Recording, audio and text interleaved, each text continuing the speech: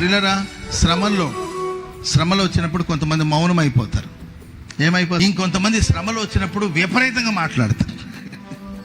సమస్యలో వచ్చినప్పుడు మాట్లాడండి, మనుషులతో కాదు, దేవునితో మాట్లాడండి. చెప్పండి కూడా. సమస్యలు వచ్చినప్పుడు, శ్రమలో వచ్చినప్పుడు మీతో మీరు మాట్లాడుకోండి, మీ మనసుతో మీరు మాట్లాడుకోండి. వాళ్ళతో వీళ్ళతో మాట్లాడొద్దు.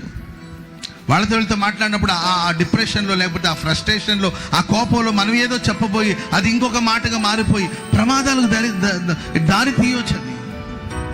ఆపద వచ్చినప్పుడు, అవమానాలు వచ్చినప్పుడు, సమస్యలు వచ్చినప్పుడు నీతో నీవు మాట్లాడుకో. నా ప్రాణమా నాలో నీవు ఎందుకో కృంగి ఉన్నావు, యెహోవాయందే నీవింకను నిరీక్షణ ఉంచుము నీవు.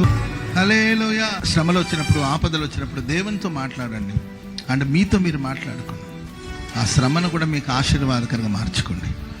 ఆ పెయిన్ని కూడా మీరు బలంగా మార్చుకోవాలి.